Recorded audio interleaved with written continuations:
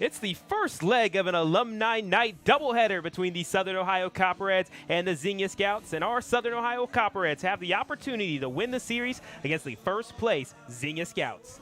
Good evening and welcome to the broadcast booth. I'm Sedric Granger, joined as always by Tim Hanna. And Tim, we saw the Copperheads win and get their first shutout of the season yesterday. One of the best performances from the entire team that we've seen. Unfortunate, it was only 6 innings, had to stop due to the field conditions, had a couple lights go out here at the field, so had to stop. But, I mean, talk about Colin Ryan yesterday, Sedric. 11 strikeouts, ties the league high for a single game with 11, and absolutely taking care of business out there on the mound. The bats were a little bit slow, and Coach Lanning talked about that in his post-game interview with us, not as maybe hot as he would have liked them, but nonetheless, a win is a win, and that's 2 straight now for the Copperheads. Coppers will try to make it 3 wins straight and 3 wins in the series against the Xenia Scouts. And last couple of matchups this season have been all very interesting. And one thing that I've taken away from these Xenia Scouts matchups, Tim, is that Mother Nature does not want these games to happen. We've seen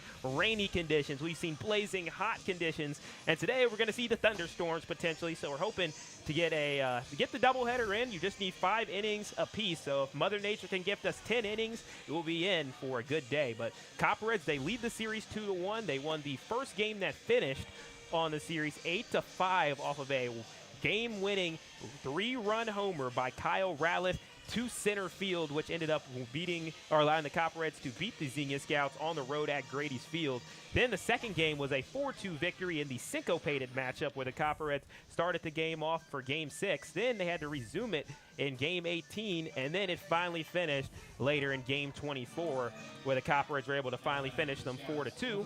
And then Xenia ended up winning the last matchup in emphatic fashion, 15-5. So we'll see what this matchup has in store, as it'll be Cody Williams on the mound for the Southern Ohio Copperheads. He's 1-2 on the year for the Snead State Community College man, and he'll have the opportunity to try to put it together a good game. He's a guy who gives up a lot of hits, but also does not give up a lot of runs, as the first pitch is fouled off for strike number 1 to Tyler Haskins of the Xenia Scouts. Defensively for the Copperheads, very similar lineup to what we saw yesterday. Josh Steidel remaining at first base, Carson Shepard on the opposite corner, Gunnar Aldridge and Maverick Stallings. So the infield all the same with Sebastian Silva behind the dish. The 0-1 is driven way out into right field. Trey Rucker's going back towards the wall. Got it! And loses his hat in the process, Tim. It seems like whenever Trey Rucker's out there in the outfield trying to make a catch, he loses that hat. We talked about it. We took bets as to how long it was going to take before Trey Rucker lost his hat. And what did I tell you, Sedric? First ball hit out to right field, the hat is gone. So Tyler Haskins goes down on the fly out. That'll bring on Tommy Rover, the shortstop, who's batting second for the Xenia Scouts team, sitting at 14-11. And it'll be Jared Eaton, Blaze Bell, Cole Lee, Jeffrey Hurd, Kyle Wu, Evan Ferhala, and Peyton Neiman. That'll be the order for the Xenia Scouts today, as the first pitch to Rover is up high for ball number 1 with 1 down in the inning. It is scoreless here at Bob Wren Stadium. And it is alumni night, as we're going to have a doubleheader in store for you, with me calling the first game, assisted by Tim, and then it'll be Ethan Sargent calling the next game, the third member of our broadcast crew, as Robert pops it up high up into the air. Stallings calls it, makes the catch, 2 down. Good work by Cody Williams, mixing in the heat and the off speed, and really giving these hitters something that they can hit. We've seen really low pitch counts already just through these first 2 batters, giving them something that they can hit and allowing that defense to take care of business behind him. Cody Williams has had a couple of impressive starts on the season. One of the most impressive, most recent ones that he had was that night against the Mariners, as we see the first pitch to Jared Eaton swung on and missed by Eaton. Eaton is somebody the Copperheads will have to worry about, as he's batting .400 over the last 7 days and is 4th in the league in batting average. So he's a guy that can be very dangerous for the Copperheads, and he'll foul it out there for strike number 2. So it'll be a quick 0-2 to Jared Eaton. Going to be big for the Copperheads today to get out to that lead like we saw in the game yesterday. And then it's going to take a lot of work from this pitching staff and this defense because the bats of the Scouts are so hot. Now we see a drive into foul territory, and it looks like it'll go towards the wall again, just about 10 feet from where that other foul ball landed. So fan out there getting 2 baseballs for the price of 1. And it'll be 0-2 still, 2 outs, nobody on, no runs, in a scoreless top of the first inning here at Bob Wren Stadium. It's sitting very cloudy. Rain should be on the way, but we hope the only thing that's going to be raining is homers for the Copperheads, as the 0-2 pitch is just off the mark, missing it outside for ball number 1. So it'll be a 1-2 count now to Eaton, as crowd here at Bob Wren Stadium, I would describe it as small but mighty. Jared Eaton, one of the all-stars for the Xenia Scouts. The 1-2 is low and inside for ball number 2. It's 2-2 count to Jared Eaton. Once again, Cody Williams on the mound for the Copperheads, has an ERA of 6.62, 15 strikeouts to 6 walks, numbers that Coach Lanning will like, as that ball is going to be chopped into right field for a base hit as Eaton finds first base. Speaking of first base, you have Josh Steidel, who usually plays catcher for the Copperheads, but now playing a second game in a row at first. But Jared Eaton singles to right field, and that'll bring on Blaze Bell. Blaze Bell, another man that the Copperheads have seen a lot of on this season. And on the season, Blaze Bell's been pretty solid, batting .271, driven in 13 RBIs for the University of Tennessee Martin man. Blaze Bell having a really good season. Unfortunately, wasn't named to the All-Star game just because of the elite talent at first base you see all around the league. Swing and miss there on the first pitch to Blaze Bell. So it'll be 0-1 to Bell with 1 runner on, no score in the top of the first inning. Eaton is the man that's on for the Xenia Scouts, who are wearing their wonderful powder blue jerseys, or I say more of a Carolina blue jerseys, with navy batting helmets, gray pants. And the Copperheads are in their all-white home uniforms with green caps, as the count is now 1-1 after Cody Williams missed there, with 2 outs at Bob Wren Stadium. The 1-1, the runner goes. Steidel's going to have to make a throw. It's a little bit off the mark to Aldridge, and the runner is safe on the, oh, they call him out! Wow! It seemed like the runner was a little bit off of the bag. Aldridge turned around just in time and is able to get him out. Tim, I don't know how they got him, but they were able to finish the play. Aldridge stuck with it and was able to tag him after he kind of slid through the bag, not as much, or he kind of slid around it instead of sliding through it.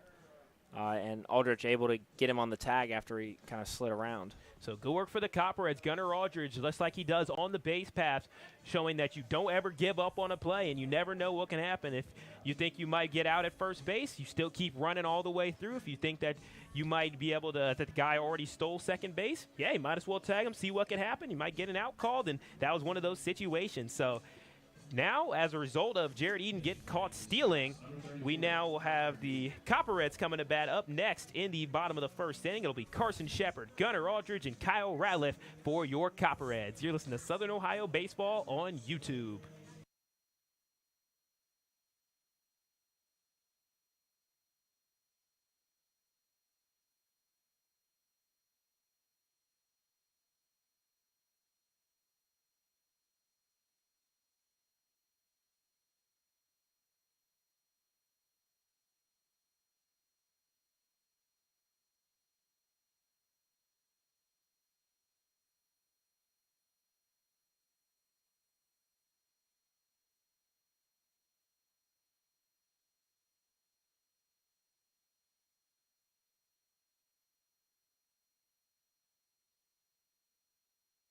It's the bottom of the first inning here at Bob Wren Stadium, and the bottom of the first is presented to you by Larry's Doghouse.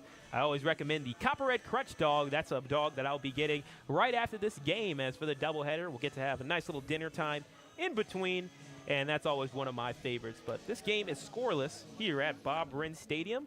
And on the mound today for the Xenia Scouts is Parker Newby out of the University of Toledo, so teammate of Copperhead Andrew Clellan. This is his 4th appearance on the year. His ERA is a very impressive .84 and has thrown 15 strikeouts to just 4 walks. Really solid. So now batting first for the Southern Ohio Copperheads, it's the Ohio Bobcat Carson Shepard, who's batting .264 on the year, driven in 5 RBIs, and he'll look to get this game started. His on-base percentage has been nothing short of exceptional, and he'll look to carry in this momentum against Newby. He sets at the mound, deals the pitch, and it's going to be a pop fly into the infield to second base, and that's one down. So fly out for Carson Shepard to Kyle Wu, and that'll bring on Gunnar Aldridge. Similar start to what the Xenia Scouts had in their first at-bat, too. A quick at-bat, quick out. As I said earlier, it's going to be really important for this team to get off to a hot start, try and get Parker Newby out of this game and go towards that bullpen of the Xenia Scouts. Yeah, but these games will be shortened, only 7 innings for each leg, as Gunnar Aldridge gets hit by pitch right on the back. So he'll take first base, but that's definitely not going to feel good. So Gunnar Aldridge gets the first on the hit by pitch, as Copperheads have seen a fair share of hit by pitches this year. And that'll bring on Kyle Ratliff with 1 runner on, 1 out in the bottom of the first inning. Kyle Ratliff, one of the most prolific batters of the Southern Ohio Copperheads from Southern Illinois University Edwardsville, batting .304, 18 RBIs, and of course will be a scout prospect in the All-Star game coming up. Kyle Ratliff hitting .438 in his last 7 games, so been very good, starting to settle in to his role as that number 3 hitter, the big power guy on this team, and then of course Steidel behind him backing that up. And it's a nice 1-2 punch to be able to get a couple of runs scored, especially when you've got guys like Carson Shepard and Gunnar Aldridge, who not only are high on base percentage guys, but guys that can get extra bases when they're on the base pad. First pitch is up too high and outside for ball number 1. And you make great points, Tim, for the Copperheads. They have been on a roll in terms of their batting .276 over the last week, much higher than it was throughout the losing streak, as we've seen a lot of guys be able to make it out of their slumps, as the 1-0 pitch is down low for ball number 2, as it looks like we're trying to see a lot of breaking ball action, whether we see a little bit of curveball action as well as some breaking pitches to the outside and to the inside. So Kyle Ratliff will have to be prepared for that as Newby sets up on the mound with 1 runner on. The 2-0. It's going to be chopped foul for strike number 1 towards the third base side. So it'll be 2-1 to Kyle Ratliff on a nice overcast day. Good thing about overcast days, Tim, is that sometimes it can cool it down. We've seen some really, really hot days and hot games between these two teams. So nice to have a cooler one for a change. Going back to the hit by pitch on Gunnar Aldridge, likely we'll see a couple more tonight and probably quite a few more walks than we would in a normal game, just due to the field temperature or the field conditions and just the fact that it's that overcast, a little bit of rain in the forecast tonight as well. The 3-1 pitch is in for a strike, so that'll be now 3-2 to Kyle Ratliff. So payoff pitch coming from Newby with 1 runner on. Gunnar Aldridge getting a little bit of a lead off at his first base position. Josh Steidel is on deck. Payoff pitch, Aldridge goes, and it is in. They got him for strike number 3. And Aldridge did at least able to steal second base, so not too much loss for the Copperheads, but Ratliff goes down on strikes, and that'll bring on Josh Steidel out of Jacksonville University. He's an all-star starter, actually, for Josh Steidel. He'll be starting at catcher, even though he's played a lot of first base recently for the Southern Ohio Copperheads, and he'll look to try to drive in Gunnar Aldridge from his second base position with 2 outs. In the bottom of the first inning, Copperheads and Xenia Scouts are scoreless in a battle between the first place team and the last place team. But with how crazy this season has been already and with how things can change in an instant, who knows? We go 5 or 6 more days or 5 or 6 more games, these two teams could switch spots. Yeah, the division being sandwiched a little bit just due to teams lower in the division getting hot, and if the Copperheads are able to take care of business today, we're going to see even more of that sandwiching as the Scouts are in first place, about 4 games up on the Copperheads, who are in last place. So Copperheads able to take 2, puts almost a game and a half closure. So count is 2-0 to Steidel as we see the 2-0 pitch swung on and missed for strike number 1. So the count is now 2-1 as those first 2 pitches of this at bat, Haskins had to make some pretty impressive catches. One of them kind of went behind the back of Steidel, and Haskins rolled to his right and was able to make the catch there to avoid a pass ball, which would have surely got Gunnar Aldridge the third. The 2-1 pitch is inside the zone for strike number 2.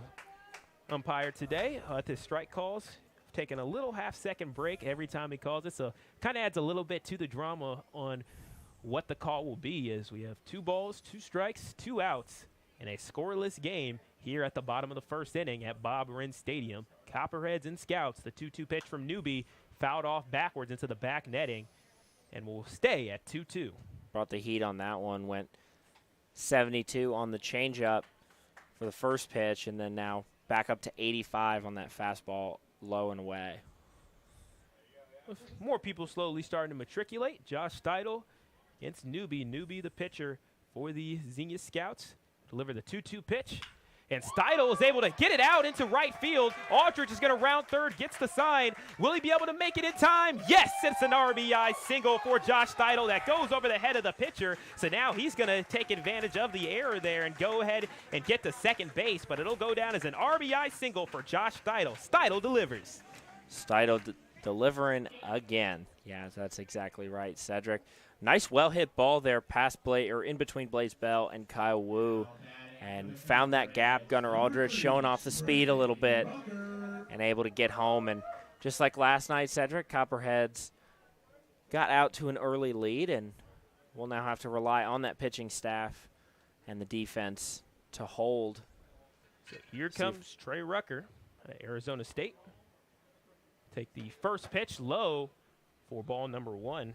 Trey Rucker on a little bit of a cold streak, but still, even in his cold streaks, is able to get on base about 40% of the time. Still very impressive. So he went 1 for 3 against the Jazz. And he'll look to have a solid day today with 1 runner on in a 1-0 game now here in the bottom of the first. And, Tim, it's got to feel great for the Copperheads to just be able to work with more leads now. Yeah, it is. It takes a little bit of pressure off that pitching staff. Allows them to be a little bit more loose, don't have to work as hard, but don't have to force as many things. If they're sitting, with a 2-run, 3-run lead, they can be a little bit more patient as hitters. They can find their pitch. They're not having to worry about, I have to get on base, I have to drive in a run because we need 2 runs to tie this game or what have you. As Trey Rucker chops the 1-1 backwards for strike number 2, so it'll be 1-2 to Trey Rucker in this 1-0 game for the Copperheads. Josh Steidel drove in a run on an RBI single to right field, scoring Gunnar Aldridge to put the Copperheads in the lead early on this alumni night. We'll have fireworks at the end of the day as well as the 1-2 pitch on its way. It's going to be chopped into right field, and it's going to get past the infielders, and we'll see if we see a play at home. There will be. Steidel gets tagged, and that's going to retire the side. So the Copperheads only able to get 1, but they'll take it as they have an early lead here at Bob Wren Stadium. When we come back, it'll be Blaze Bell, Cole Lee, Jeffrey Hurd for the Xenia Scouts as they'll try to figure out a way to answer the Copperheads. And for the Copperheads, we'll see if Cody Williams can continue his solid start. You're listening to Southern Ohio Baseball on YouTube.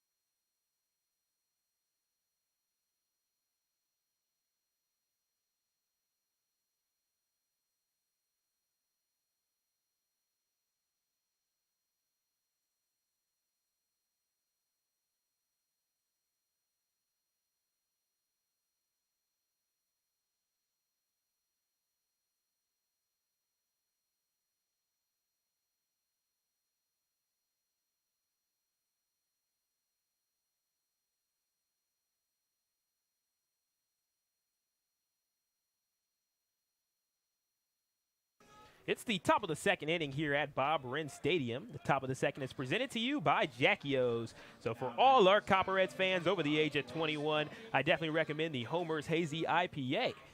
Enjoy that beverage. So for the Xenia Scouts, it'll be Blaze Bell, Cole Lee, Jeffrey Hurd due up this inning. We'll start with the fourth batter, Blaze Bell, who started his at-bat, and he drives it now to deep left field, and it's no problem for Clayton Hodges, as that's one quick down. As I was going to say, Blaze Bell did get to start seeing his at-bat in the inning until Jared Eaton was caught stealing, which retired the side. But Blaze Bell goes down on the fly out to left field, and that'll bring on Cole Lee, and he's from Oklahoma Christian University, coming all the way up from Oklahoma to go play for the Xenia Scouts as the first pitch is swung on and missed as Cody Williams delivered a great fastball there. Pitch count staying low for Cody Williams. 9 balls compared to just 5, or 9 strikes compared to just 5 balls. And now we see a hit by pitch, so that'll allow Cole Lee to get to first. So the second player on the team to be able to get to first base and try to get something going for the Xenia Scouts, who are 14-11 on the year, sitting atop the standings. Cincinnati Steam, though, are right on their hero heels at 15-12, alongside the Hamilton Joes at 15-12. And again, Tim, it's one of those division races that's oh so competitive. It's really going to come down to who can get that last hot streak.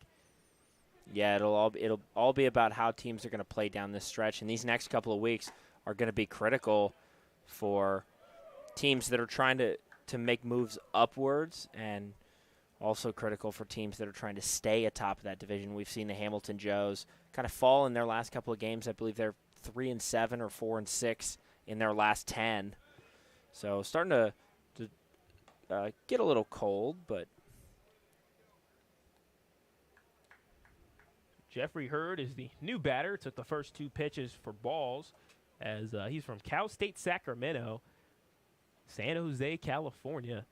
And now he drives it out to deep right field, and it's going to be down for a base hit. Trey Rucker running with everything that he got. He fields it, is able to throw it into the infield. Can they get it to second base in time? No, as the runner slides in safe. Jeffrey Hurd with the sliding double variant, as Cole Lee advances to third.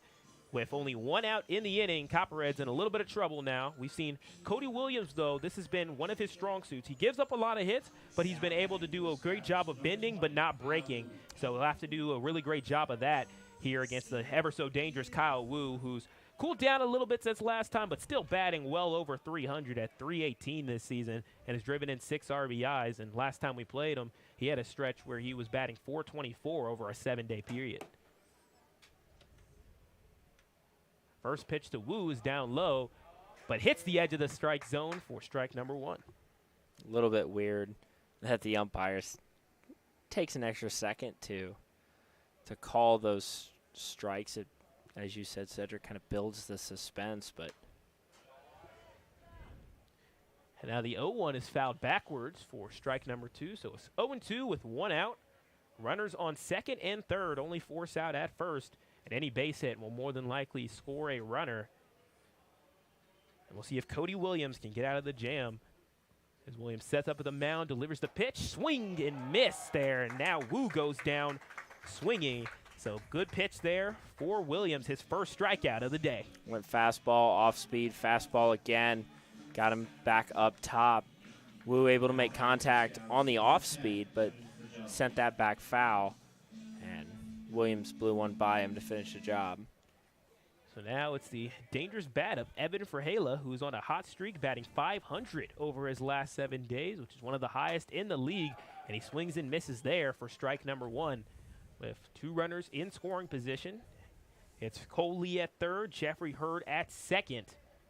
With 2 outs in the inning, can the Copperheads find a way to retire the side? Cody Williams will try to decide that as he delivers the pitch in for a strike. So strike number 2 to Evan Verhela, the DH. Got a really good opportunity here to get himself out of this jam, hold that 1-0 lead, and do exactly what he needs to do. The 0-2, swing and miss.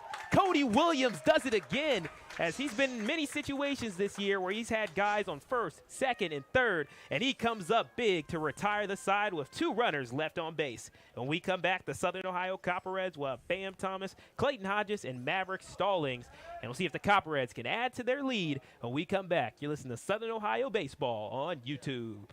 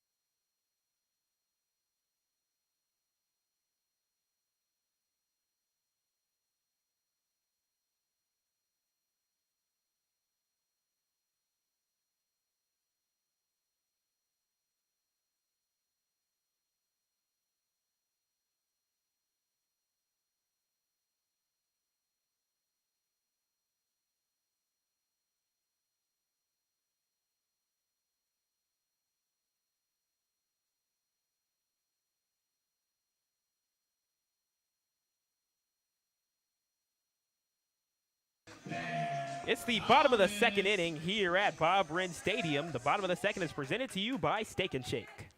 Copperheads are up 1-0, and they have grabbed the bats as it'll be Bam Thomas leading off here in the inning for the Southern Ohio Copperheads, trying to build on their lead. Newbie delivers the first pitch, and it's a pass ball as Bam Thomas does a little bit of a limbo under the ball, and it is 1-0 now to Bam Thomas. We've seen it from Newbie, and then we saw it from Cody Williams as well. I just think the damp temperatures here at Bob Wren making it a little bit more difficult to get control over your pitches. The 1-0 is in for a strike on the curveball. So now it's 1-1 to Bam Thomas from Flagler College, batting 197 on the year and driven in 4 RBIs, and of course has 1 homer on the year as the 1-1 is up high. Catch made by Haskins, but the count is 2-1 now to Ashton Bam Thomas. Bam Thomas on the year, hitting 197, but started the year really hot and then has kind of had to make a couple of different adjustments to his swing to kind of get back on a roll after he went hitless for, I believe, 4 or 5 games. 2-1 is inside, so now the count is 3-1 for Bam Thomas. 3-1 pitch from Newbie, up high, and that's going to be a walk. And as you said, Tim, with the conditions out here, it just really bodes itself very well for having a lot of walks. So Bam Thomas is on first, and that'll bring on Clayton Hodges, who's been one of the most potent bats for the Southern Ohio Copperheads. He's on a hot streak, his best streak of the year, batting .444 over the last 7 days for Hodges. And there's a reason Coach Lanning has been putting him back in that lineup because, as you said, Sedric, really good on defense, but also on that really nice hot streak. And for a team that has kind of struggled to score runs all year, having a bat like that come alive, you've got no other choice but to kind of put him in the lineup and try and make things happen for your team. As we've seen the Copperheads break through and have a couple of double-digit performances. One of those coming recently on Turner Gold Night against the Mariners. The other was against the Richmond Jazz where Bam had his home run. And now we see a drive to right field, and Hodges is able to get it down for a base hit. Both runners advance. And Hodges is on first. Thomas is on second with nobody out in the inning. And we've reached the ace spot in the order, Maverick Stallings. Maverick Stallings getting back in that lineup. Second game in a row after got a couple days off due to I had some homework actually to finish. We talked about that yesterday. But played a lot since he's joined the team. I believe he started his first 10 games after joining the team. So much needed rest for him and something that Coach Lanning talked about last night after the game and managing that rest, but also just having to get guys out there and be able to rotate through the guys you want to play. Newbie sets. Stallings shows bunt. Did they say that he went? They say he did. So that's strike number 1 for Maverick Stallings. Stallings showing that he is the true student athlete there, being able to focus on the homework when need be, but also being able to come out here and also perform, especially since he's been such an anchor at the shortstop position for the Southern Ohio Copperheads. The 0-1 swung on and missed for strike number 2. Now with a couple of runners on here, we're going to have to see what this Copperheads lineup can do about scoring runs, trying to get that left on base number as low as possible, something that they've kind of struggled with. And they got him looking. Newbie picks out strike number 1 as he gets Maverick Stallings. But still 2 runners on with only 1 out, and that'll bring on Sebastian Silva. And after a rough start, he has been able to rebound a little bit and has been getting a lot of chances in the lineup, especially with Steidel moving over to first base sometimes. It gives more reps as well for Friesen and Silva. We've even seen Friesen as well in the infield, so it's really opened up opportunities for Silva from Virginia Military Institute, and he'll get an opportunity against Newbie with 2 runners on.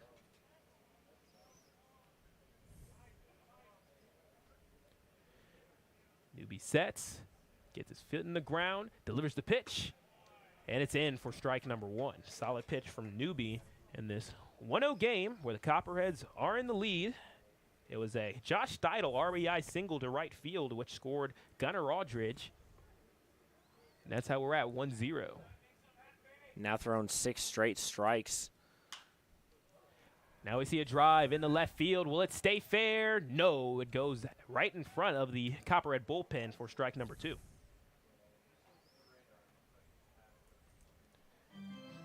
Sebastian Silva bats 107 on the year, looking to drive in his first RBI. Could have a shot at getting that here.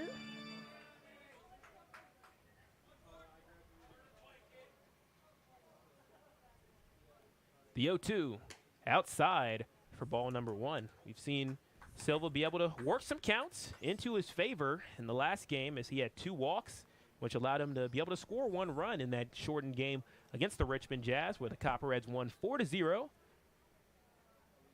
First shutout of the year for the Southern Ohio Copperheads. Really well-played game by everybody yesterday. Team looked focused, ready to come out and play. So 1-2 pitch is off the mark, too low. So it should be 2-2. They might have called time, either that or they'll have to update things. But we'll see what it is ultimately as a Newbie sets up on the mound with 2 runners on, the 2-2. And it's going to be a drive into center field. Eaton is there, makes the catch. Bam Thomas tags, and he's going to be safe at third base. So it'll be runners on the corners for the Copperheads, and it's a very advantageous base running situation, Tim, as we've seen the Copperheads be able to benefit off of this situation a lot, where you might have your runner on first base try to steal second, see if you can distract the fielding team a little bit, and then have your guy on third steal home. Yeah, Bam Thomas actually was the one that, or rather Kyle Ratliff, showed off his base running skills in that game against the Steam the other day, and the double steal resulted in a run scored, and it was really good base running by everybody on that one. We're back to the top of the order with Carson Shepard, who takes the first pitch low and inside for ball number 1. The last time he was up, he hit the first pitch high up into the air, and it was caught by Kyle Wu at second base for out number 1.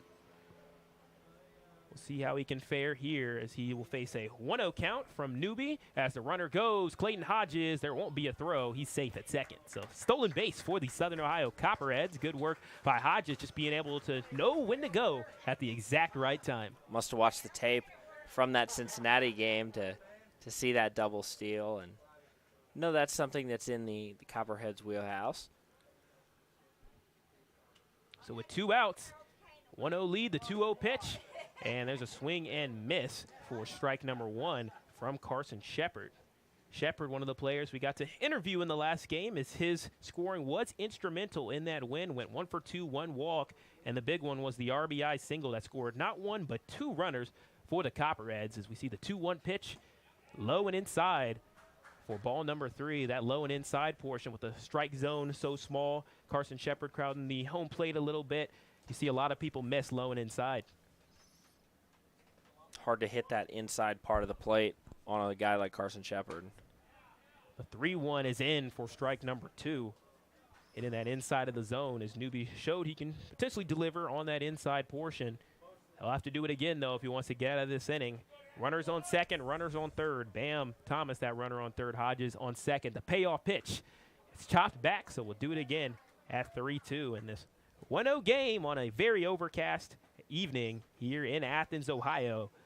And according to Tim, the weatherman, we do have some clearing up potentially, which is very nice, as Mother Nature has not liked this game throughout the season. And maybe she's just going to wink at us for the last one. As the 3-2 pitch, Newbie got him looking. So Carson Shepard goes down on strikes to retire the side. So right after the Xenia Scouts left runners on second and third, the Copperheads do the same. But nevertheless, they lead 1-0 going into the top of the third inning. You listen to Southern Ohio Copperhead Baseball on YouTube.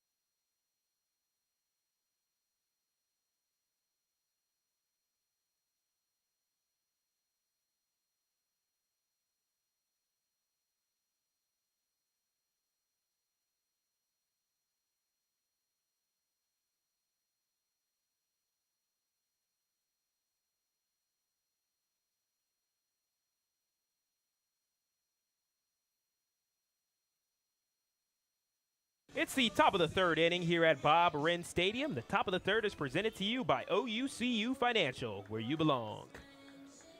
Copperheads left 2 on, as well as the Xenia Scouts leaving 2 on throughout the second inning. And in the top of the third inning, each team will try to be able to drive in those runs. For the Xenia Scouts, it'll be Peyton Neiman batting for the first time, the ninth hitter, as well as the top of the order with Tyler Haskins and Tommy Rover, as the first pitch is in for a strike. Williams still on the mound, has a pair of strikeouts on the day, and they came at a really big time with runners in scoring position, as the 0-1 pitch is going to be hit out to Stallings at shortstop, fields it and delivers it, and it's in time to Josh Steidel for out number 1. Maverick Stallings at his shortstop position did a great job of reading that ball, Tim, as he wasn't directly to him. It wasn't something where it would have been easy to get to. He had to roll a little bit to his right, but he did a good job making the play. Yeah, he did. A little bit of a slow roller. Probably could have, if it was more at him, probably could have ran up on it. But great job just getting in front of it, set his feet. Had to do a little bit of a backhand, but an out is an out, Sedric. Yep.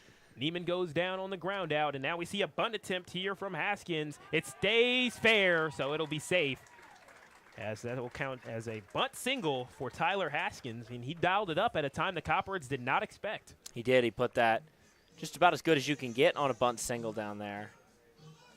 And down on the first, double play ball is in order now. Another slow roller in the infield, and we'll likely see a twofer. Gunnar Aldridge is the second baseman, and Josh Seidel at first, as well as Maverick Stallings. They'll be pretty instrumental here if they want to try to turn 2 here against Tommy Rover, who had a fly out to shortstop the last time he was up. First pitch is off the mark there for ball number 1, as it's 1-0 count to Tommy Rover, the shortstop for the Xenia Scouts in this 1-0 game in favor of the Copperheads, with 1 runner on for the Xenia Scouts on a nice overcast day here at Bob Wren Stadium. We've seen a lot of hot sunny days lately, so nice to see a little bit of a mix-up there as we see strike number 1 delivered from Cody Williams, who's done a great job in all of his starts. Didn't get as many opportunities early on, He had that first out against the Settlers, which wasn't the best. But again, every pitcher on this lineup needed or in this pitching staff rather, needed at least one chance to be able to shake the rust off. And ever since then, he's been very solid, even holding the dangerous bats of the Hamilton Joes, who have one of the highest batting averages in the entire GLSEL, to only 4 runs. Yeah, he pitched really well in that game against Hamilton, and unfortunately the offense didn't really show up to play in that game, but nonetheless, Cody Williams, an impressive start in that one as well. So count is 2-1 to Tommy Rover. Williams, pickoff attempt, and the runner is safe. Tyler Haskins tried to get a pretty big lead off there. Cody Williams does a good job of keeping him honest. Once again, it'll be 2-1 with 1 out to Tommy Rover on Alumni Night here in Athens, as many alumni are back in town, not only for our journalism workshop, but also as well for the Copperheads game. We have many famous alumni that are taking part a little bit in the pregame activities and festivities, as where the runner will go as it is fouled off, so the runner will have to go back. And that's strike number 2 for Tommy Rover. Really glad, Sedric, that the weather cleared up today. I know that they've got a lot of special stuff planned, and a lot of alumni are ecstatic to be back here at Bob Wren, especially ones that weren't able to come back in the 2020 or the 2021 season. And then now, due to COVID, also celebrating the 20th anniversary of the organization. It's a great milestone indeed, as we'll see the 2-2 pitch on its way to Rover, and it's off the mark as Silva gets his glove up there to make the catch, but it's going to be a 3-2 count now to Tommy Rover. The switch hitter, being able to bat both right and left. He's showing a little bit of his lefty tendencies as well, being able to go against the right-handed pitching here of Cody Williams. The 3-2 runner goes, and it looks like it's off the mark. It's a walk, so it won't be a throw, and that'll be 2 runners on with only 1 out. Now for the Xenia Scouts, Rover advances on the walk. Haskins advances as a result. Now batting for the Scouts, number 6. So that'll bring on Jared Eaton out of University of South Florida, Mobile, Alabama. And last time he was up, he was caught stealing to retire the side after hitting a single grounder in between the first and second base path.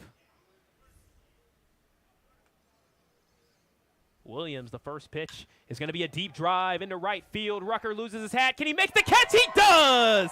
A sliding catch by Trey Rucker. Oh my, what a play. Runner still tags off though, and he will be safe at third. Now we see a runner going to second, and there's an error.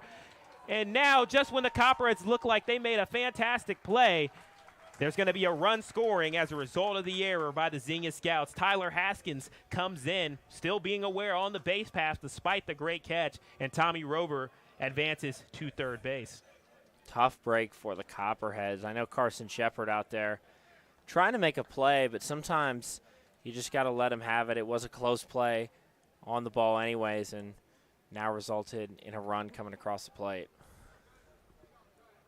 So that's the first error for the Copperheads. They had none of them last game against the Richmond Jazz. And we've seen a fair share of them for the Copperheads this season, but in games where they can limit those, it's been a lot more advantageous in being able to get wins. But Copperheads, they had Xenia right where they want it. Unfortunately, now the game is tied. So 1-1 game as we see the first pitch to Blaze Bell, and that is in for a strike.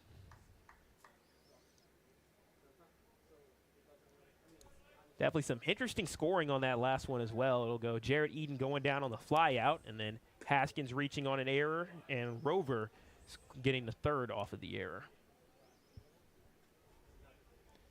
So Blaze Bell took the second pitch for ball number 1. So it's 1-1 to Blaze Bell. Xenia Scouts once again in their wonderful blue jerseys. One of our favorites in the GLSEL. I think the only jersey I'd say that beats that is the Copperheads gold alternates that they brought out this year. Those ones were fantastic. Reminder, if you get a chance to come out here to Bob Wren, the Turnip Gold jerseys are up for auction. Go down and see our guy Herschel down there at the merchandise tent. Get a chance to bid on those jerseys. So the count is now 1-2 to Blaze Bell. As Tim, I think one of these games we're going to have to do a full jersey rankings of a lot of the jerseys that we've seen, especially now that we're about 2/3 of the way, or at least getting there to the 2/3 mark of the season. It'll be nice to be able to rank a little bit of the jerseys that we've seen. We've seen a lot of great ones, a lot of great color combinations. We'll see the Ice Haulers, who have a very interesting one where they have a ice blue pants and ice blue jerseys. So quite interesting to see that combo, as it'll be 1 and 2 to Blaze Bell, as they had to give Cody Williams a few more extra baseballs there. As we'll see Williams set up on the mound with one runner on in scoring position. The shortstop Tommy Rover is at third. Pitch. It's going to be laced down to third base. Carson Shepard fields it, delivers it to Steidel. And it's oh, they say he was safe. Steidel tried to make the catch. He ended up making the catch off of the bag. So that'll end up going down as a error, I believe. Yes, it is. So, again, tough luck for the Copperheads is they had a chance to potentially get out of this inning with nothing given up. But now, on account of the errors, they've given up 2. Not a great throw again by Shepard. That'll be his second error of the inning.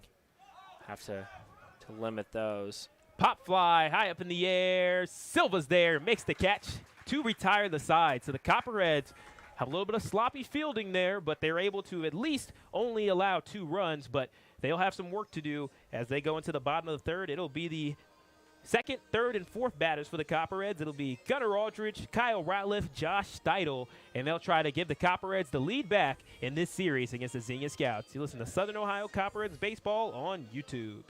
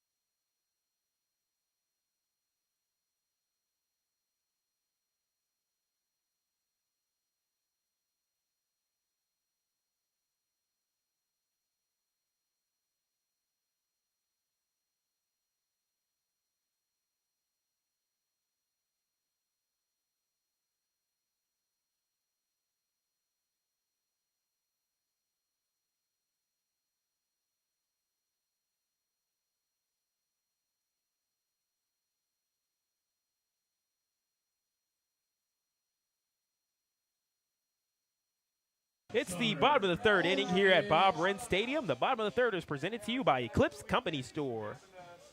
The Copperheads are going to look to try to take the lead back here from the Xenia Scouts as the 2-1 pitch is way up high. It looked like it bounced off of the helmet of Aldridge, and for the second time today, Aldridge is hit by pitch.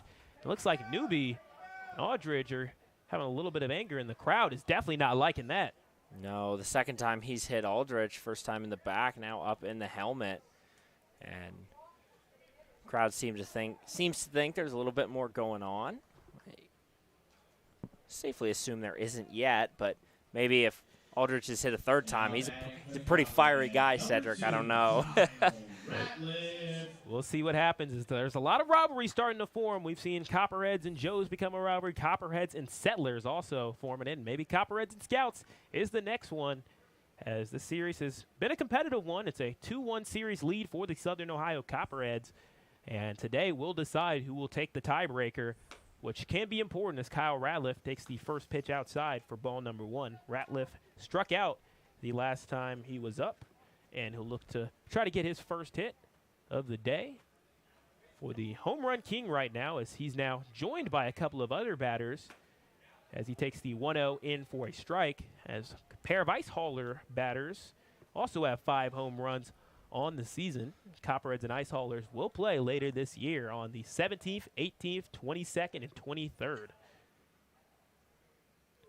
1-1 down low, and they're going to call it 2-1 now to number 2, Kyle Ratliff. As you said, Sedric, multiple times this year, winning some of these series is going to be important, especially when we get down to things near the end of the year. And being able to take this series from the Xenia Scouts is one of those big ones. Aldridge goes, and he's safe at the plate, sliding in. So it's 3-1 as the pitch was outside for a ball. And good work from Aldridge being able to get a really great jump there off of that pitch. So now it's Gunnar Aldridge on second, as Aldridge is the only runner that has scored today for the Copperheads. He was driven in by Josh Steidel. And he'll look to try to score again here for the Copperheads with nobody out in a 2-1 game in favor of the Xenia Scouts. And now we see a deep drive, laced to center field, but it's going to be caught. But there's the tag. Aldridge going to third, and the throw will not be in time. So Copperheads have another runner in scoring position. So although Kyle Ratliff goes down on the flyout, it still served a great purpose for the Copperheads. And we'll see if Josh Steidel can drive in Gunnar Aldridge for the second time today. Again, yeah, only one out, too. So another hard hit ball out into the outfield, or possibly an error on the throwing. We've seen things like that have happened already here, but Gunnar Aldridge in a good position to score and tie this game up at 2-all. Newbie sets at the mound, delivers the first pitch, and it is in there for strike number 1, hitting the outside of the zone.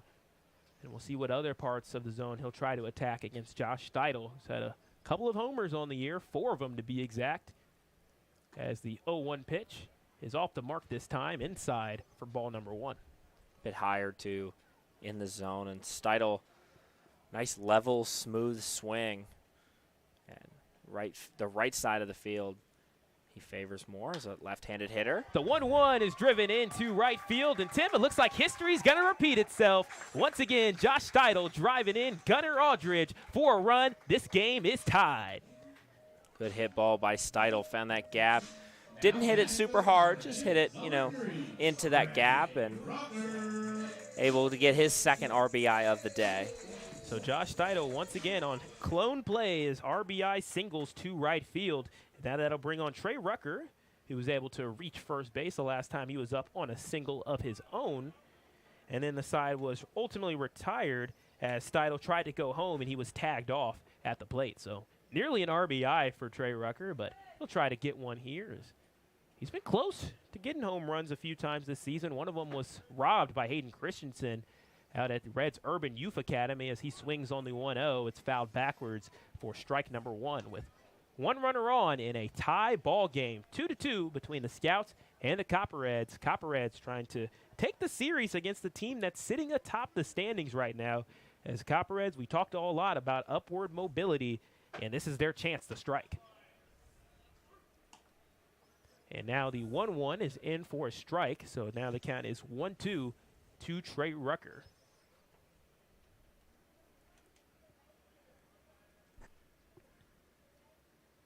Newbie sets, delivers the pitch, and it's fouled off. And that'll stay at 1-2 as it looked like it was actually a drop strike 3 situation. So the catcher ended up dropping the strike 3 and decided not to even make a throw there, and it'll be out number 2. So Rucker goes down on strikes. Number 14, Ashton Bam Thomas. So that'll bring on Ashton Bam Thomas for the Southern Ohio Copperheads, as Bam Thomas had a walk the last time he was up and then was retired at third base back in the second inning. Steidel's able to make it back safely there on the pickoff attempt. Whipped that one over there. Try to get Steidel. It was a really close play, actually, just because the way he threw it towards that inside part of the bag. First pitch to Bam Thomas is low and inside for ball number 1 to the 6'4" Bam Thomas. He's got 1 out of his last 10 at the plate, so looking to get back to where he was mid-season, where he was on a roll, getting a lot of runs there. He's 13 on the season. The 1-0. It stays just out of the zone as the curveball attempt there was trying to break downwards, but it didn't break down far enough. Bam Thomas, a bigger guy, so his strike zone sits a little bit higher than in comparison to somebody like Trey Rucker or even Carson Shepard. Now we see a deep drive to right field. Lee is there, makes the catch, and that retires the side. So Copperheads at least able to tie the game there. Solid work from the bats of the Copperheads. Once again, we see a clone play of Josh Steidel, RBI single out in the right field, scoring gunner Aldridge. So when we come back, it'll be the top of the 4th inning. And for the Xenia Scouts, it'll be Jeffrey Hurd, Kyle Wu, and Evan Frahela. When we come back, can the Copperheads stave off the Scouts? We'll see. You're listening to Southern Ohio Baseball on YouTube.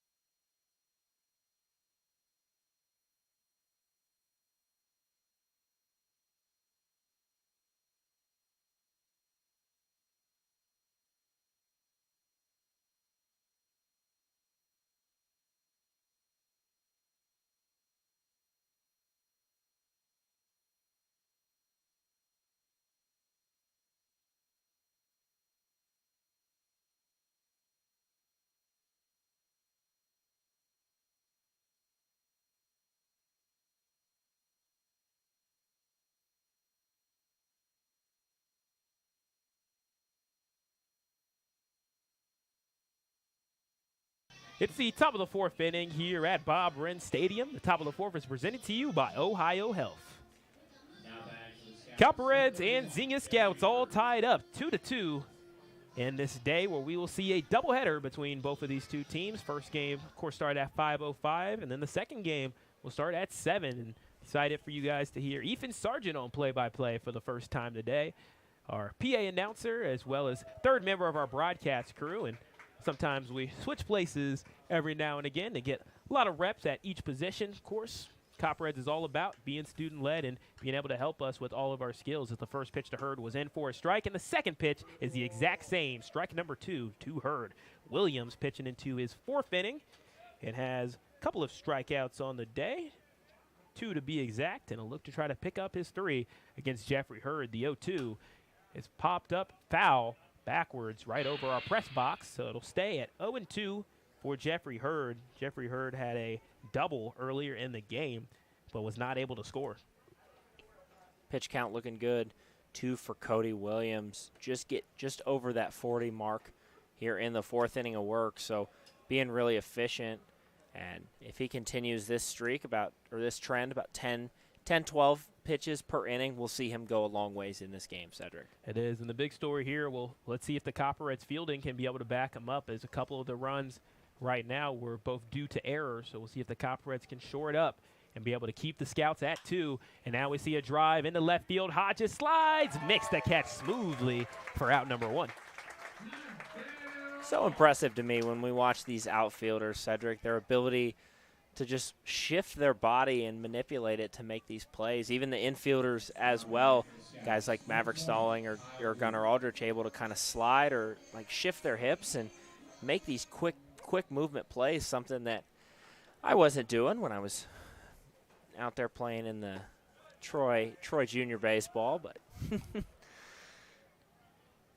so the first pitch to Wu is in for a strike. And Tim, I bet you were an all-star in that league. I was not. There's a reason I'm up here in the broadcast booth, Sedric. Got a pop up to the pitcher, and it's caught almost like a fair catch in football by Cody Williams, doing a great job making the play. So that's 2 down quickly in the inning on the F1. Nice to add that to the scoring bingo, and that'll bring on Evan Frahela, who last time he was up, he struck out for the designated hitter from University of Pittsburgh at Bradford. 2 outs in the inning, nobody on, 2-2 game, top of the 4th inning. And we see the first pitch. They're going to say he went, and it is a strike. First base umpire finishing off the call there. So now it's 0-1 for Frahela. 2 outs, Sedric, only 5 pitches in this inning, including that last strike right there from Cody Williams. The 0-1 is fouled backwards, so it's a quick 2 strikes to Evan Frahela as Cody Williams is doing what he can to try to make quick work of the Xenia Scouts team. Once again, sitting at the top of the standings at 14-11, 6-4 over their last 10, currently riding a 2-game win streak. The 0-2 pitch skips across the ground once and up into Silva's glove, and he's able to deliver it back there for ball number 1. Xenia coming off of a win against the Richmond Jazz, just like the Copperheads are. Their win was back on the 6th, where they won 11-0. In dominant fashion, they run-ruled the Richmond Jazz. The 1-2. It's going to be chopped foul. And what a play out there by Tim Cole, their coach, going out there with just his right hand. Gets a couple of claps from TJ Lanning. So some of these coaches in this league still got it, Tim. Yeah, coach showing off his skills down there. Getting involved in the game a little bit. The 1-2 from Williams is a little bit off the mark as Silva has to slide to his right. So it's 2-2 to Frahela as he starting to work it back into a count more favorable for him. And he's always been a tough out, especially as of lately. More pitches from Frahela's at-bat than in the first 2. And now he got him looking. Frahela thought it was going to be inside for a ball, but Cody Williams delivered the strike, and that retires the side. So Copperheads will be up to bat with a chance to take the lead. It'll be Clayton Hodges, Maverick Stalling, Sebastian Silva.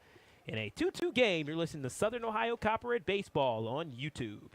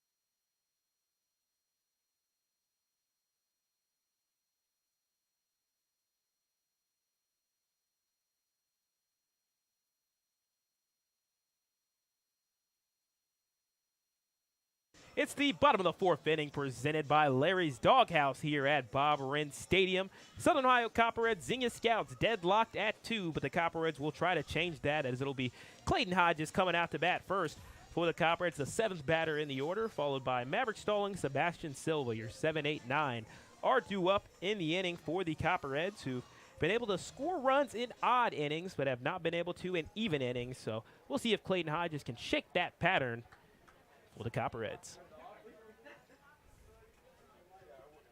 Newbie still into his 4th inning of work. Delivers the first pitch at the edge of the zone for strike number 1.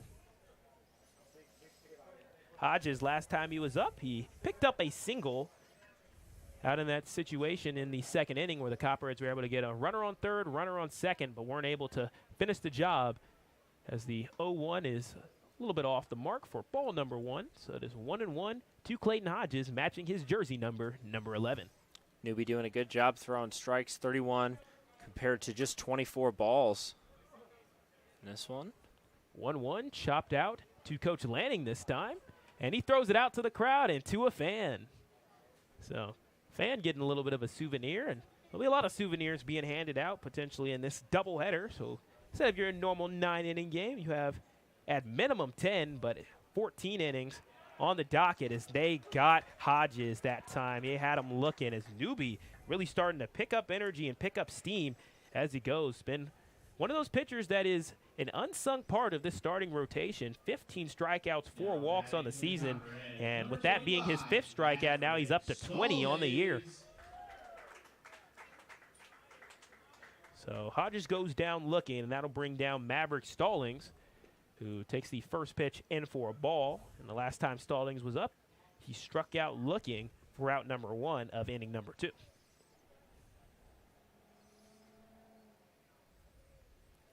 Really glad that the crowd's able to get out here on alumni night. Swing and miss there for strike number 1 for Maverick Stallings. With 1 out in the inning, no runners on in the bottom of the 4th inning. 2-2 is the game right now between the Scouts and the Copperheads. Game 4 of the series as we see Newbie deliver another strike there. So it's 1-2 to Maverick Stallings. First game that ended up being able to at least get to the end is we'll do the 1-2. And it looked like it hit us across the ground. So that's going to be ball number 2. So it'll be 2-2 to Stallings. Well, the first game was an 8-5 win out at Grady's Field for the Southern Ohio Copperheads as Kyle Ratliff hit the game winner to center field. Second game was a 4-2 win for the Copperheads as the 2-2 pitch bounces across the ground for ball number 3. So it'll be a full count now to Stallings. And then the third game was a 15-5 win in what's probably the toughest inning. It was the inverse of the Grand Lake Mariners inning that the Copperheads had, where it was all Xenia Scouts. They put up 10 as it's chopped over into the Scout dugout. So we'll do it again at 3-2. And if the Copperheads want to do what you said earlier, Tim, be able to force the Xenia Scouts into their bullpen, more at-bats like this are really going to help them. Yes, it is, Sedric. And being able to get to him, going to have to put a couple more runs up on the board to get him out of this one, or at least run up that pitch count.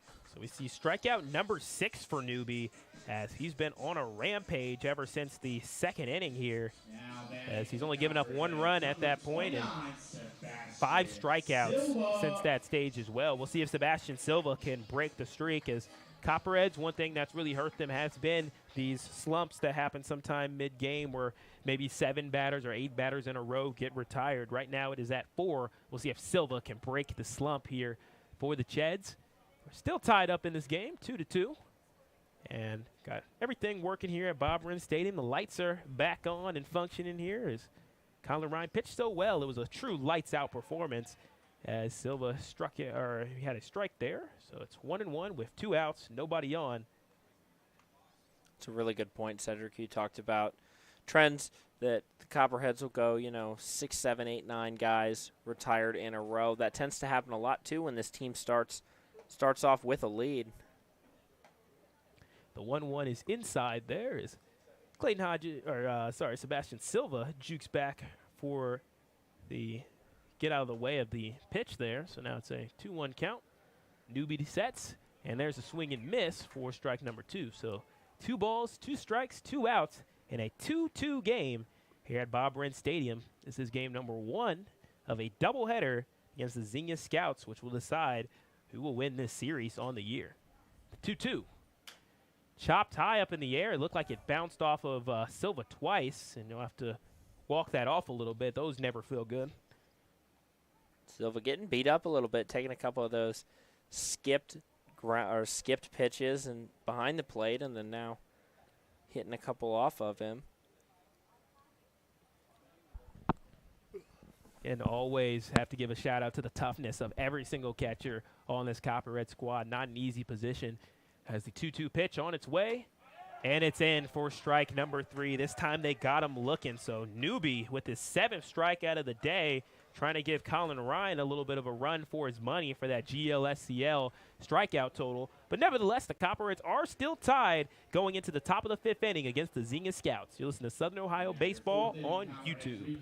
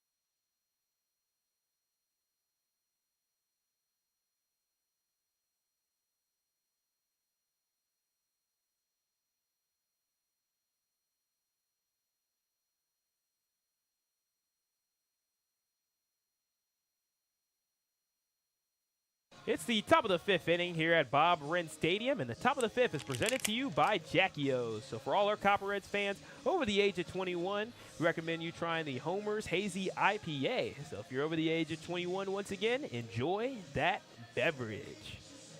Copperheads and Scouts all tied up at 2 as it is alumni night here at Bob Wren Stadium. We'll see some fireworks going on later, but throughout the year we've been fortunate enough to see a lot of the former broadcasters as well for the Southern Ohio Copperheads, including Lucas Moore yesterday and John Kosis coming in as well to say what's up. And then we also want to give a shout out to Connor Mills and then also Joey Medore, who celebrated a birthday recently. Both of them now working in baseball. Connor Mills with the Scranton Iron Pigs and Joey Medore with the Baltimore Orioles. So congratulations to both of those guys and both of those former Cheddars that are doing great things in the world. So in this inning for the Xenia Scouts, it'll be Peyton Neiman leading off, the 9th batter, and then it'll be Tyler Haskins and Tommy Rover who will be following him up. Peyton Neiman, last time he was up, hit into a 6-3 ground out, and that retired him. And Cody Williams pitching now into his 5th inning of work, and this 7-inning affair for a doubleheader as we see the first pitch to Neiman in for a strike. Williams still doing a good job at locating his fastball and being able to just throw strikes. Only given up 3 hits in this, has not had an earned run yet. Both of those runs came off errors from the defense, so doing a really good job keeping that pitch count low. Just hit 50 pitches to start this inning of work. Peyton Neiman at the University of Arkansas Pine Bluff will take the 1-1 pitch from Williams. It's going to be chopped over to Maverick Stallings, who fields it on one hop, throws it to Steidel, and that's out number 1 of the inning as it is in time. So good work once again from Stallings and showing why he's played shortstop ever since he's shown up here. And now that'll bring on the top of the order for the Xenia Scouts. It's Tyler Haskins, and he had a fly out to right field, which was a really impressive catch out there from Rucker. And then also an error, reached on an error, actually got a single and then got home on an error.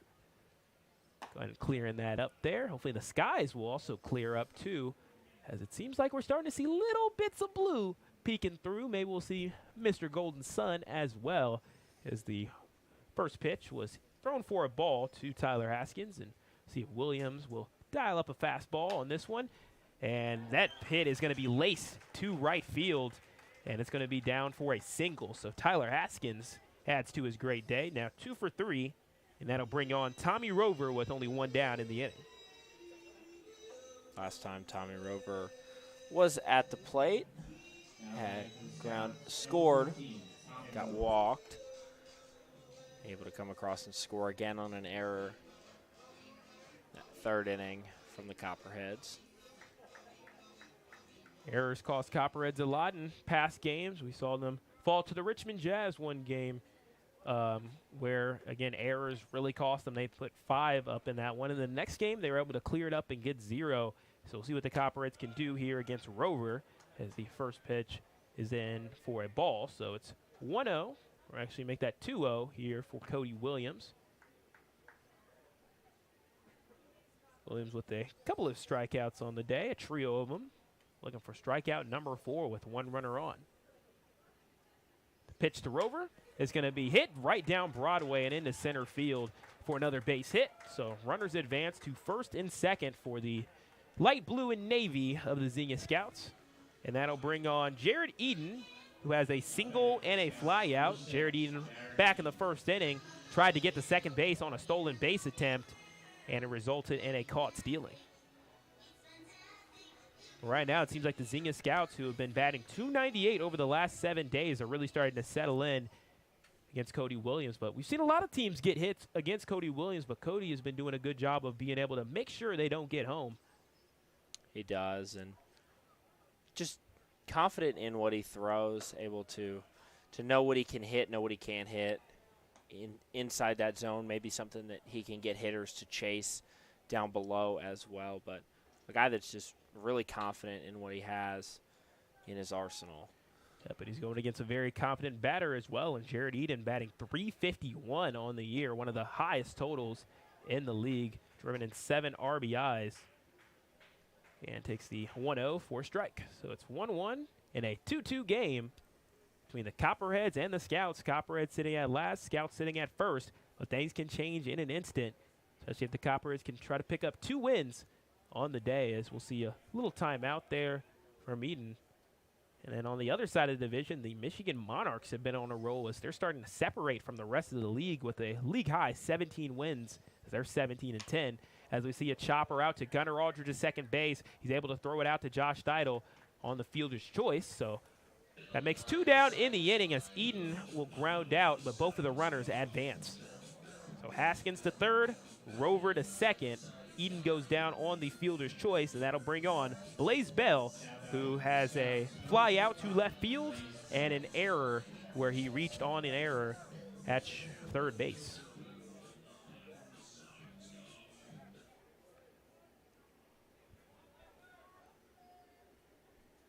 Runners in scoring position. Can the Copperheads be able to strand them once again?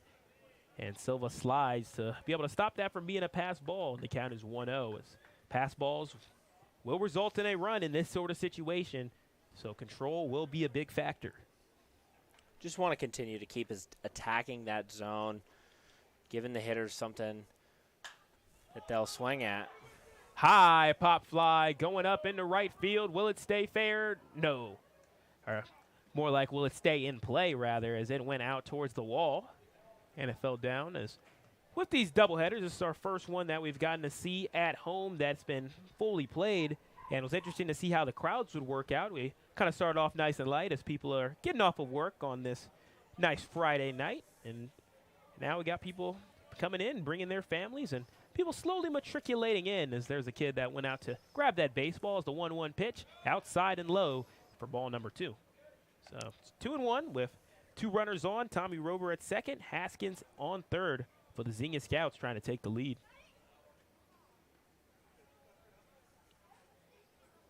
The 2-1. It's going to be high, pop fly. This time it should stay in the field. And they make a call. It looks like Hodges calls it, and that's out number 3. So once again, we see Cody Williams figure out a way to get out of the jam and strand 2 runners in scoring position. And we'll see if the Copperheads can finally break this deadlock, as it'll be Carson Shepard, Gunnar Aldridge, and Kyle Ratliff to start the bottom of the 5th inning. You're listening to Southern Ohio Baseball on YouTube.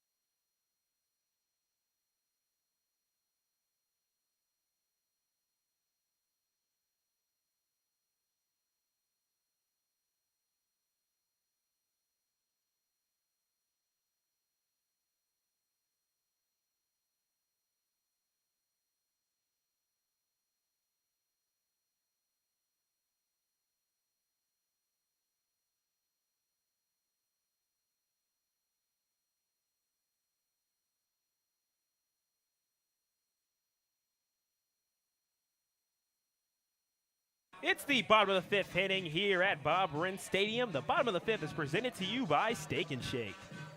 Copperheads and Xenia Scouts deadlocked at 2. Here in the bottom of the 5th inning, Carson Shepard takes the first pitch from newbie for a strike. As Tim, we were getting some hints, some little bits of snapshots, some foreshadowing, if you will, about a really cool promotion coming up. We don't necessarily know what it might be yet. Maybe it's season tickets, or maybe it's a chance to be up here in the broadcast booth with us two, Tim and Sedric. I mean, that would be a very valuable prize. But, Tim, I think you have a pretty good guess for what it is. I do. I don't want to give it away. I don't want to spoil anything. Maybe for some of the crowd that likes to listen to us while they're here at the ballpark. But definitely the promotion team, we had a really productive meeting earlier this week about what kind of things we are able to do in these last couple of games, and I promise you this director staff has some really great ideas and some really fun stuff planned out here at the ballpark. 3-1 pitch to Carson Shepard is outside, so Carson Shepard walks.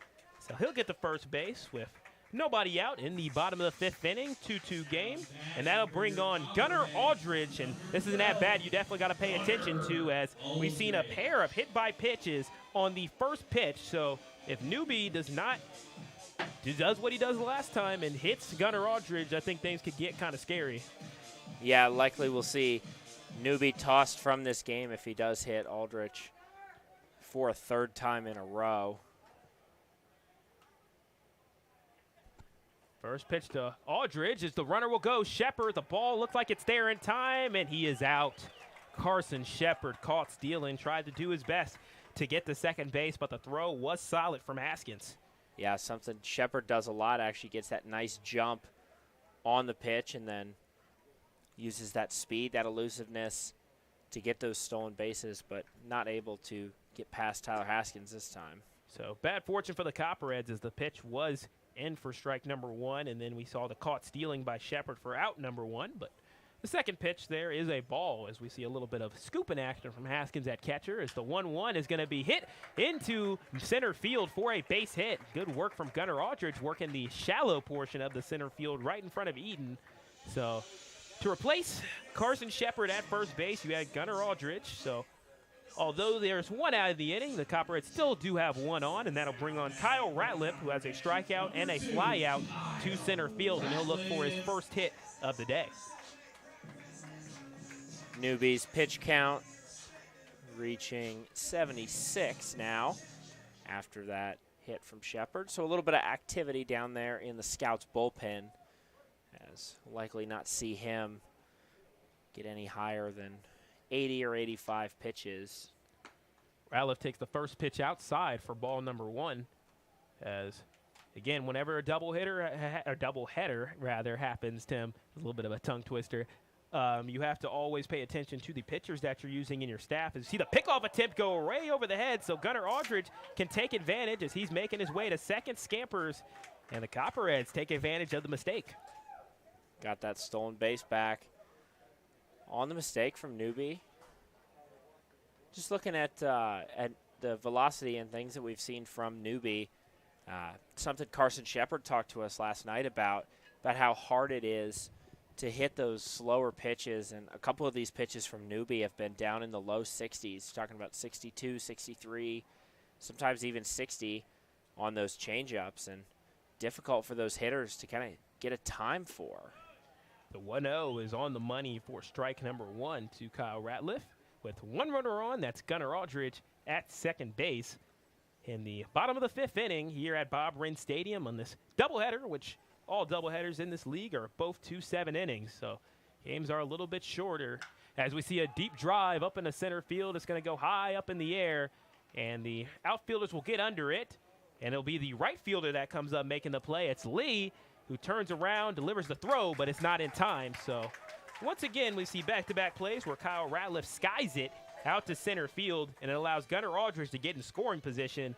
And we'll see if Josh Steidel can bring home Gunnar Aldridge for not the first, not the second, but the 3rd time today. Steidel seeing the ball really well, has those 2 singles on the day, and 2 RBIs as well to go along with that, but scoring Gunnar Aldridge both times. Scoring a run here would be huge for the Copperheads to kind of secure Newbie's fate and allow them to come in, work against a fresh arm. Good solid start in this league is going about 5 innings, and we've seen plenty of pitchers, both for the Copperheads as well as the Xenia Scouts, go at least 5 innings. And for Coach Tim Cole, you'd want Newbie to at least finish this off right here for 5 innings. for Coach TJ Lanning, it's the opposite. The Copperheads want to do so well here, they can force them out of the game. And with 2 outs and 1 runner on third, the Copperheads on the precipice of potentially being able to take the lead. We'll see if they can deliver. Josh Steidel's delivered twice. Can he make it thrice? We'll see. First pitch, hops against the ground. That's ball number 1. So it's 1-0 to Josh Steidel. I'd like to give a shout out as well to his mom, who's making us golf shirts, which we're really appreciative of that up here in the booth. We want to just say, once again, thank you, Mrs. Steidel. We appreciate that. As the 1-0 pitch swung on and missed by Josh for strike number 1. Working mid-80s now. Those fastballs. He's not quite able to find the zone. The 1-1. Did he go? A little check swing. He said he did not go, so that's going to be ball number 2 for Josh Steidel. Again, we just want to say thank you to all the wonderful people watching this stream, and we've seen a lot of great parents and grandparents come here to be able to help us out and be able to even gift us as well. We absolutely love being able to call games for your kids as the 2-1 pitch is inside for ball number 3. And again, we're really appreciative. Also want to give a shout out to Grandpa Hodges as well for the radar gun that we're using up here in the booth right now. Again, just very thankful. There's a 3-1 pitch on its way. Steidel fouls it backwards. So the count is full for Josh Steidel here at Bob Wren Stadium. It's a 2-2 game. We have 2 outs, 1 runner on. That's Gunnar Aldridge at third base. Copperheads trying to take the lead here against the Xenia Scouts, who lead the division. Copperheads at the bottom, but have 1-2 straight, trying to make it 3. The 3-2 pitch. It's inside for ball number 4. So Steidel will walk, and that'll bring on Trey Rucker. Good job by Steidel there, being able to work that count. And looks like that will be the end of the day for Newbie as well. Yep, it looks like we will see a pitching change for the Xenia Scouts. So when we come back, we'll go over the new pitcher for the Xenia Scouts, who will look to try to close out the Copperheads. And as for the Copperheads, they'll try to drive in a run to take the lead back. You listen to Southern Ohio Copperheads Baseball on YouTube.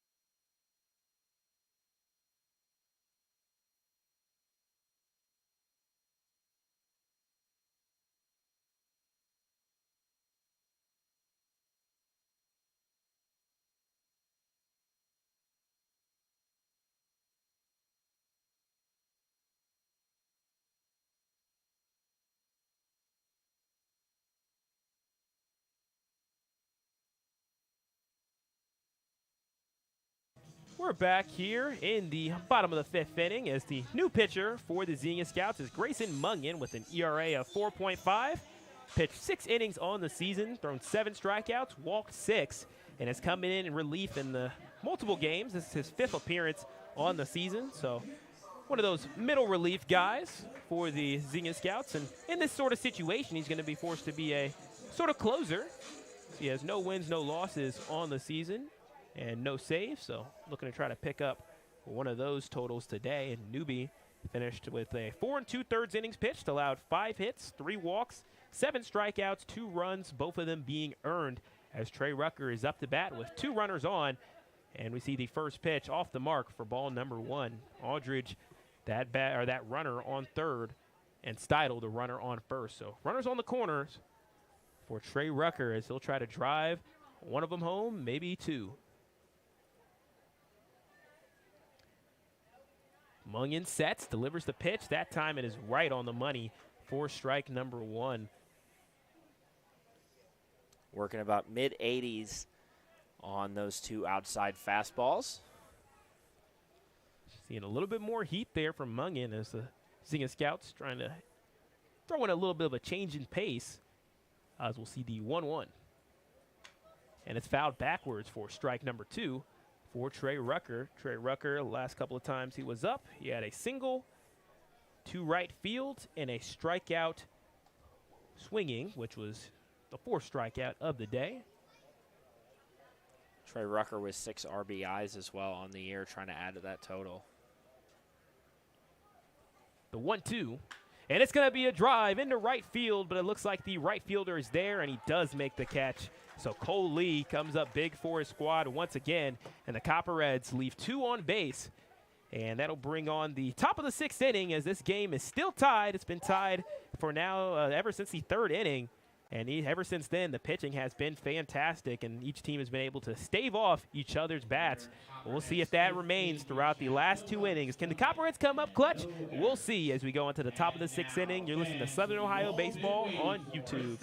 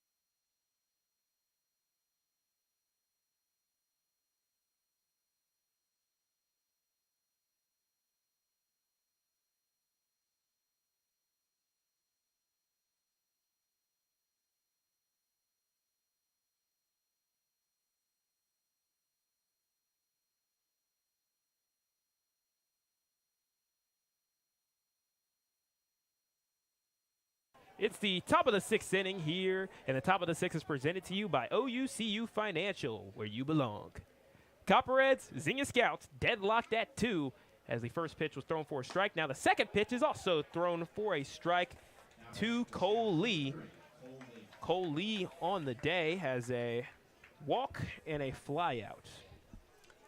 I think the plan here for the Copperheads is to leave Cody Williams in as long as possible if they can get away with not using a closer and only using one arm in this game like they did yesterday against the Richmond Jazz. The Copperheads are going to be in a really good position come the end of the week when these games start to kind of roll together and arms are going to be at a premium. Most certainly will be, as again with a lot of weather delays that have happened, many games are going to be all jumbled together as there's not that many days left in the season, only 16 days left in the GLSCL, and still plenty of games to play. This is game 24 out of 38, so still have 14 after this. The 1-2 going to be swung on and missed for strike number 3. So Coley goes down on strikes. That is strikeout number 4 for Williams. Cody Williams in a nice spot with his pitch count, too. Only 66 pitches. 66 pitches here in this one. So in a really good position to get through this inning as well and possibly even that 7th. Here comes Jeffrey Hurd, who had a double and a fly out on his roll, or on his resume, rather, for the day, as it's a 1-0 count now, as the first pitch was outside for ball number 1. Cody Williams, once again, pitching into his 6th inning. See the 1-0. It's going to be a drive high up into right field. Trey Rucker is underneath it, loses the hat, makes the catch. And you know it's a good sign, Tim, whenever Trey Rucker loses that hat, because you know a catch is coming right next. Moving over to make the catch on that. And, yeah, every time he kind of puts the afterburners on to try and make sure he's in a good position to make that play, the hat just doesn't seem to cooperate. We'll have to see if maybe we can hook him up with maybe a smaller hat. See if it'll stay on his head. We'll see if that will work. But if he keeps making catches like that when he loses his hat, you might have to keep the trend going, as the first pitch here to Kyle Wu is thrown in for a strike. So 0-1 to Kyle Wu, second baseman, who has a strikeout and a fly out. And now he fouls it out of the park there to make it 2 strikes. So Cody Williams with a chance to get out of this inning. 1-2-3. Can he finish it off? We'll see, as Kyle Wu's batting .318 on the year at Wheaton College. The 0-2 popped up backwards, so we'll do it again at 0-2. As there's a lot of people starting to file in here. A couple of kids on the dugout, which I know TJ Lanning's always a big fan of, as well as many of the players. We've seen a lot of kids from young ages to older ages being able to be around the team, as we see a swing and miss from Kyle Wu for strike number 3. That's strikeout number 5 for Cody Williams. And the Copperheads get out of the inning unscathed. And now they'll have a chance to take the lead in the bottom of the 6th inning. It'll be Thomas, Hodges, and Stallings to try to give the Copperheads the lead. You're listening to Southern Ohio Baseball on YouTube.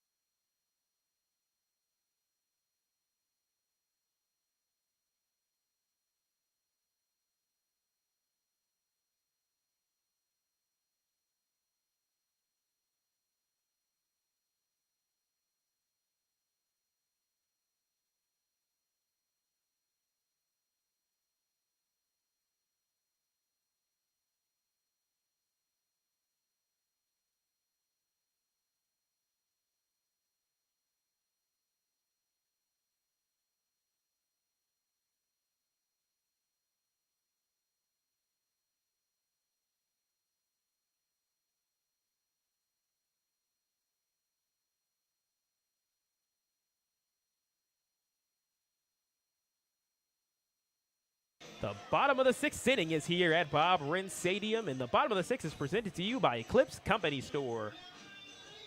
For the Copperheads, it'll be Bam Thomas coming out to bat in this 2-2 game. It's been stuck that way ever since the bottom of the 3rd inning, when the Copperheads were able to tie it up. We've seen a couple of lead changes. Copperheads took the lead first off of an RBI single from Josh Steidel scoring Aldridge. Then we saw 2 runs from the Scouts in the top of the 3rd, and the Copperheads responded in the bottom of the 3rd with another RBI single from Josh Steidel scoring Gunnar Aldridge. So a little bit of deja vu. And now we'll see Bam Thomas take the first pitch for a strike from Mungen. And now Mungen sets up at the mound, delivers the pitch, and it's up high for ball number 1 with nobody on, no outs. In a 2-2 game, each team with 5 hits apiece, 2 errors apiece, as scoreboards reflects each other almost like a mirror on a wall. The 1-1 popped up into foul territory. We'll see if somebody can get underneath it, and it does fall right in front of the wall for strike number 2. Lucky break on that one. I think they kind of, all three of them over there, Peyton Neiman, Tommy Rover, and Jeffrey Hurd, all kind of lost that one. And giving back a little bit, throwing it out to the kids in the crowd. But now Bam Thomas able to see that timing on that, able to kind of, hopefully he's able to kind of square it up a little bit and put one in play here. 1-2 will be on its way to Bam Thomas, who has a walk and a fly out on the day. And he's going to drive it into left center field. Will it go down for a base hit? No. The left fielder, Hurd, was able to come from his position, merge a little bit left, and make the catch. Well hit ball, found the timing, but Hurd and Eaton both had a nice jump on it, and just not quite enough to get back to the wall or for Bam Thomas. So fortunately for him, the struggle still continues. Have to see what kind of adjustments he can make going into the next game. Many of in-game opportunities to do that, as the Copperheads won't have too many off days coming up, as Clayton Hodges takes the first pitch outside for hitting the edge of the zone for strike number 1. So Hodges has a single and a strikeout to his total on the day. And now we'll see the 0-1 pitch. Mungen sets, delivers. It's going to be chopped right to shortstop. Rover fields it and delivers it into Bell for the out. It is in time. So 2 runners up, 2 runners down for the Southern Ohio Copperheads, and that'll bring on Maverick Stallings, who has a pair of strikeouts. Copperheads really need to get something going. Would like to go into that 7th inning, 7th and final inning, with a bit of a lead. That way, takes a little bit of pressure off not only Cody Williams, if he does stay in the game, but whatever pitcher comes in after him. I think we'll likely see Adam Beery next for the Copperheads. Maverick Stallings takes the first pitch for a strike. Stallings played very well at shortstop today and try to get something going for the Bats. He went 0 for 1 with 1 run against the Jazz, but another player like Silva that walked twice in that game. Next pitch was in for a ball, so it makes it a 1-1 count. It's Mungen, pitcher for the Xenia Scouts in their blue jerseys, navy hats, set up on the mound again, trying to put his team in winning position as we see a chopper on the 1-1 into foul territory. So now the count is 1-2 for Maverick Stallings. Sebastian Silva is on deck. We're at the bottom of the order.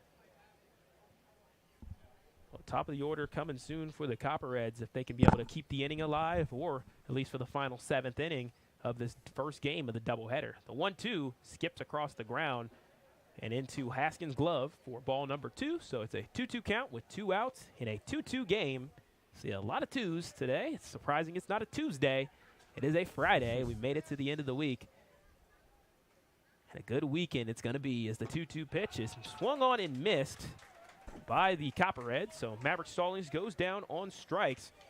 And that'll be the end of the inning, as we see a very, very quick 6th inning, as we saw the Copperheads go down 1-2-3, and then before that we saw the Xenia Scouts go 1-2-3, and now it's all going to come down to the 7th inning. Can the Copperheads close this game off? We'll see. For Xenia, it'll be Evan Frehela, Peyton Neiman, Tyler Haskins due up the next inning to try to give their team a late lead here in this game. You're listening to Southern Ohio Baseball on YouTube.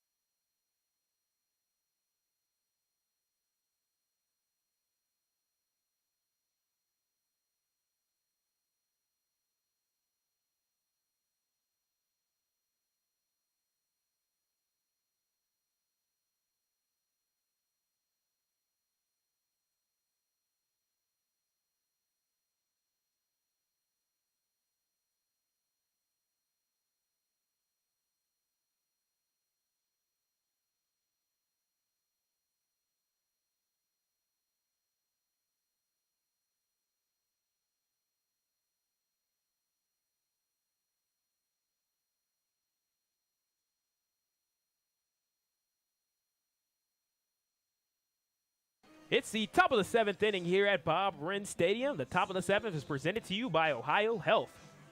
With this being a doubleheader, it's only going to go to 7 innings, so this is make or break time for both of these squads. Xenia trying to stay up top of the league standings at first place. And on the other hand, the Copperheads are looking to try to claw their way back up into the race.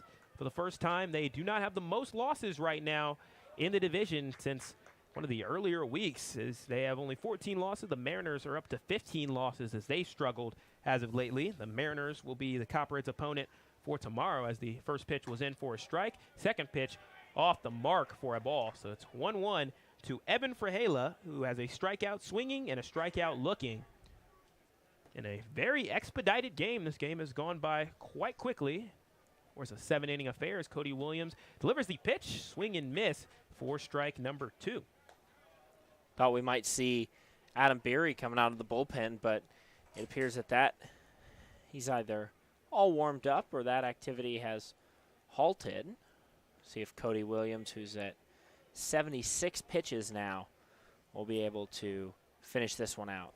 It's a great move for Cody Williams to be able to put the team on his back a little bit, and for his pitching staff, it allows the Copperheads to have some more mobility with their relief guys, as we see a foul tip, strike 3 from Frahela. So that is the 3rd strikeout in the last 4 runners for Williams. That is strikeout number 6 on the day, as he's trying to match Newby's score of 7. We'll see if he can get there against Peyton Neiman, the 9th batter of the order.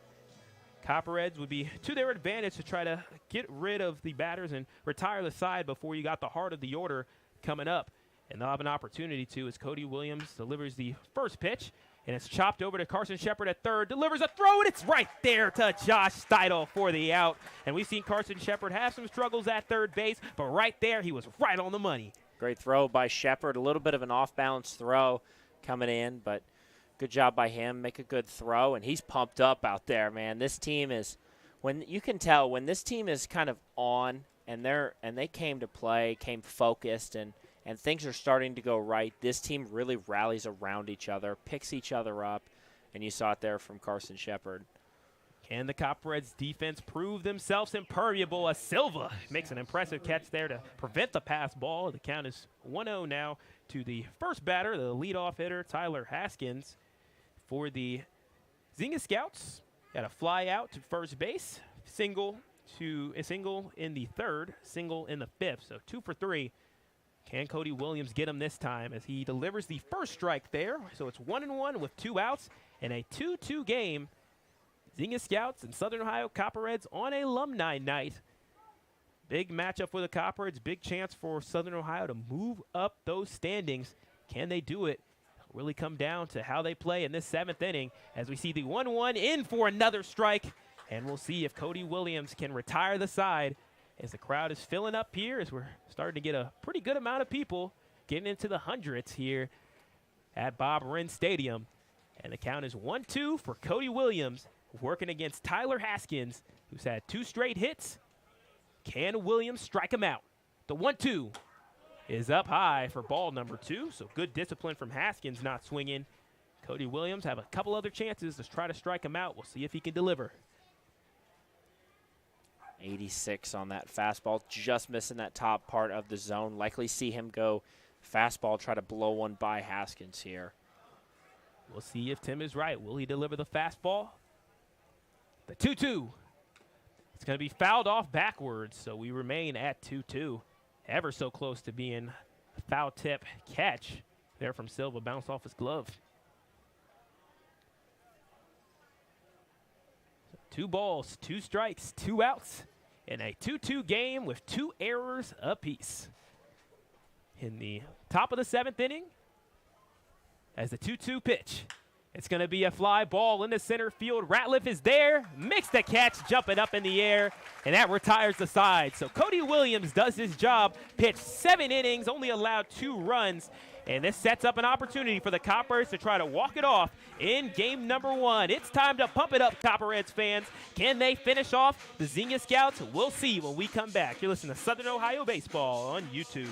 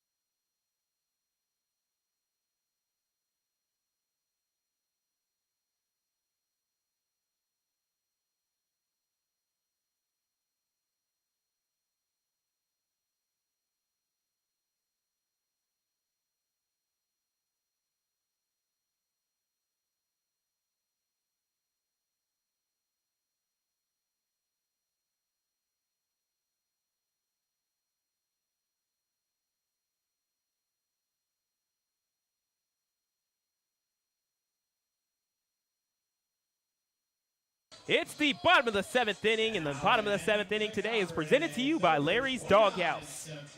Can the Copperheads walk it off to have an opportunity?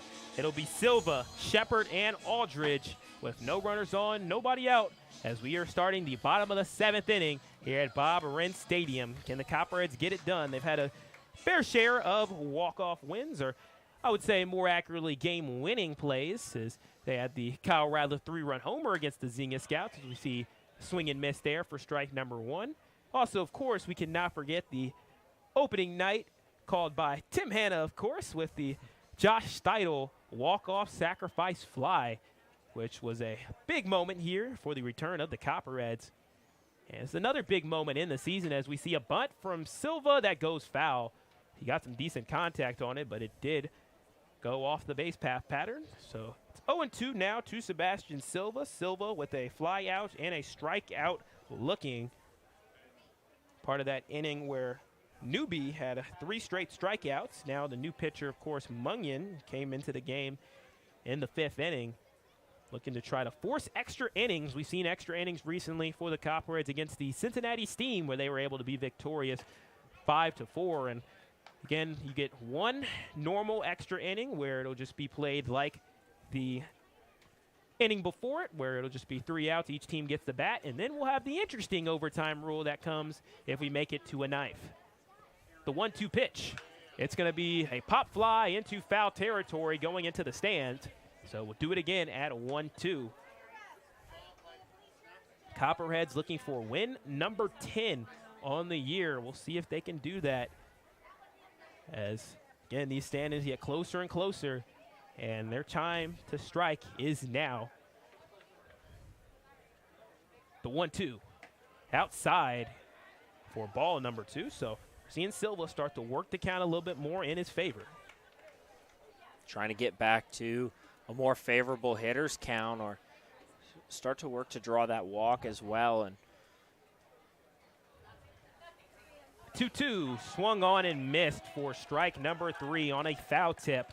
So Silva goes down on strikes, and that'll bring on Carson Shepard. Carson Shepard with a fly out, a strikeout, and then a single where he was, or a walk rather, where he was eventually caught stealing. So we'll see what Carson Shepard can do. He picked up 2 RBIs in last game against the Richmond Jazz, where he had a single that scored those 2 runners, those runs being instrumental in that 4-0 win.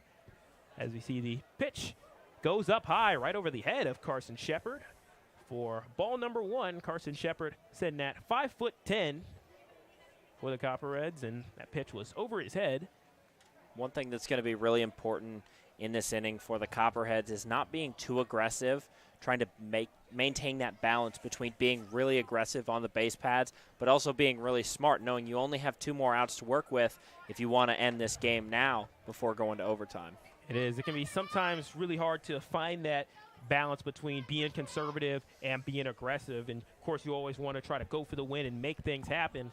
But sometimes you got to let it come to you. It's about finding that balance. The 2-0 pitch inside and high right in front of the face of Carson Shepard for ball number 3 as Mungen, new pitcher, trying to send this game to extra innings for the 2nd time on this Copperhead season.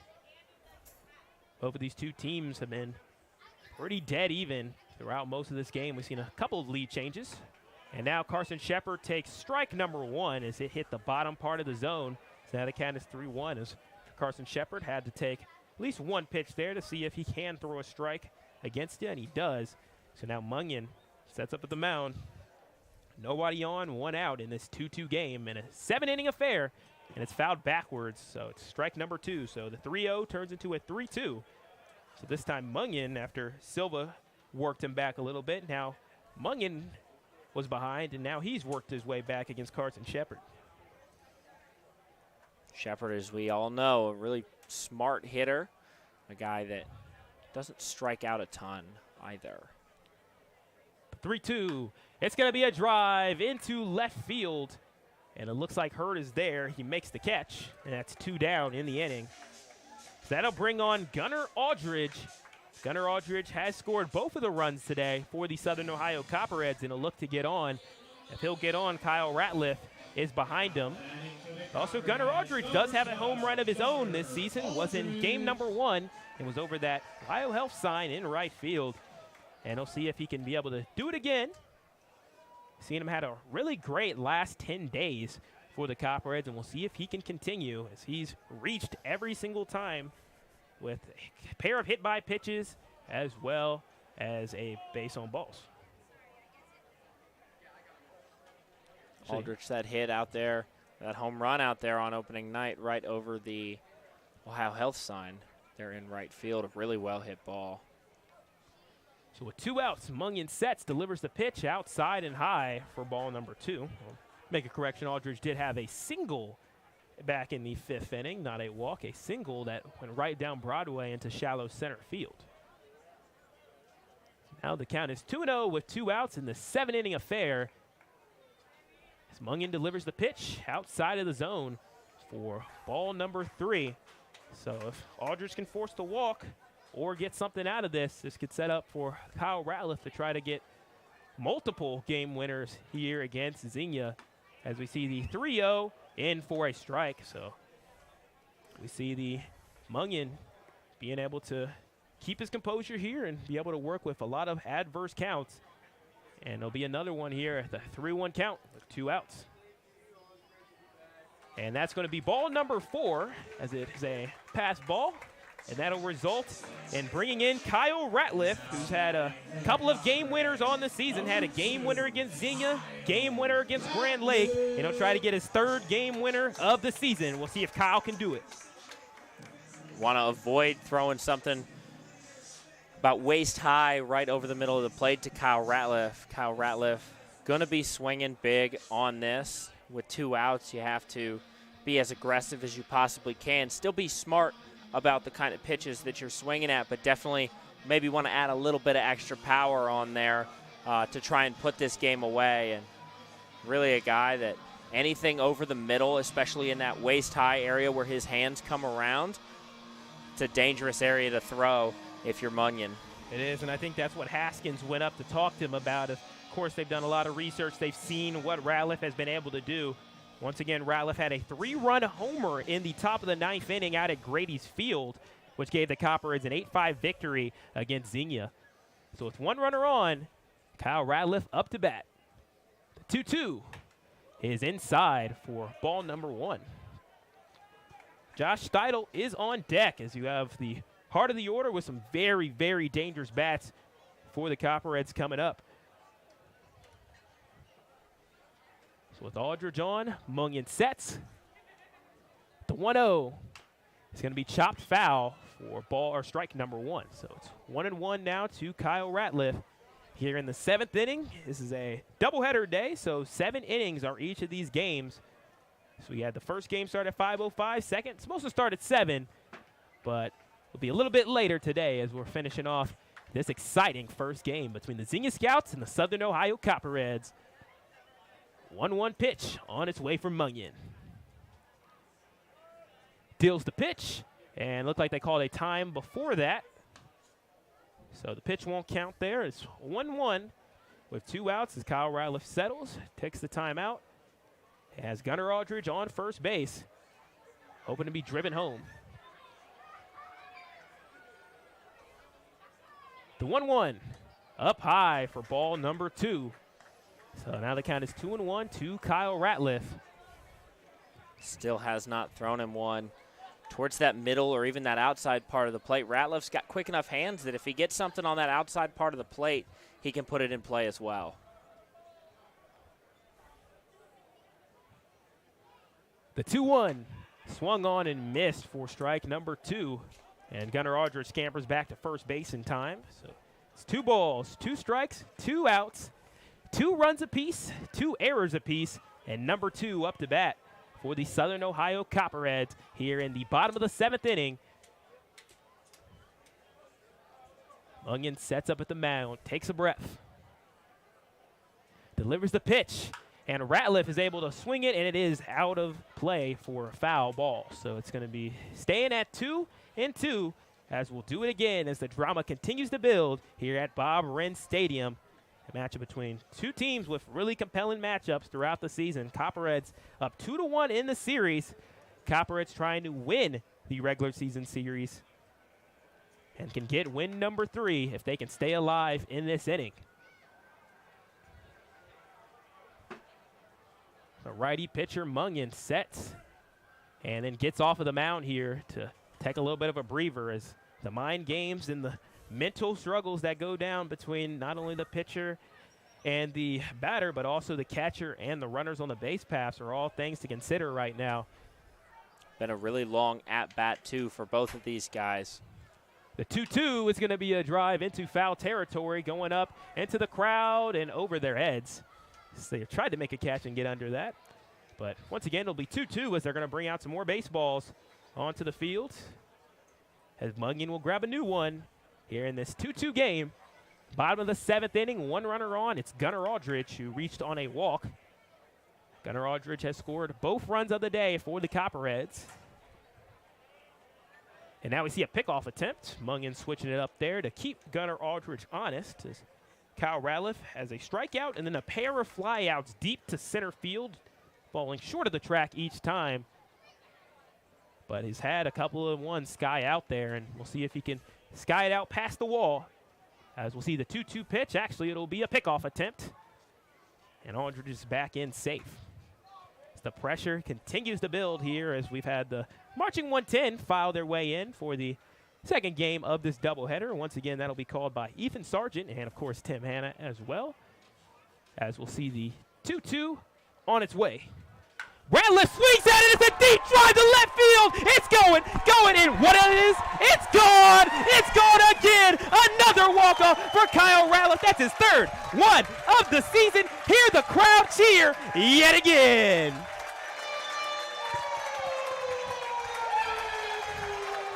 Kyle Ratliff does it again, Sedric. He does it again. It's been nothing short of money for Kyle Ratliff. And you got to get those sunglasses out, Tim. His future is so bright. We got to get shades up in the booth as he has done it again against the Xenia Scouts. Copperheads win the series 3-1. They'll have another matchup against the Xenia Scouts. But, oh, my gosh, another 2-run homer to win the game. Man, history tending to repeat itself in so many ways. That's the theme of this game, Tim. Kyle Ratliff battled. That was an 8-pitch at bat, Sedric. He continued to battle, worked that count. Ultimately, put that one out on West Green like he's done so many times this year.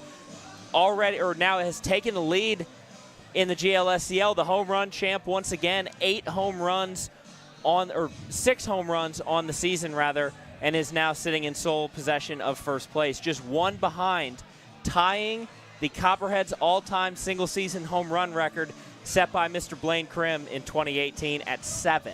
Yeah, I was just about to say that, Tim, but it's almost insane that we're not even surprised here in the booth when we know it's a walk-off. When we knew that if they could get to Kyle Ratliff, we knew there was another chance for a walk-off, and Copperheads do it again as Kyle Ratliff once again bombing it out. And again, it's just not even surprising anymore when you see him come up to bat late in the game. You just feel confident. It's like that Jordan complex when Jordan takes the ball in Game 6 of a series up 3-2. You know it's going in. And it's the same thing now with Kyle Ratliff. Whenever the game is on the line and Kyle Ratliff comes up to bat, he's delivered so many home runs.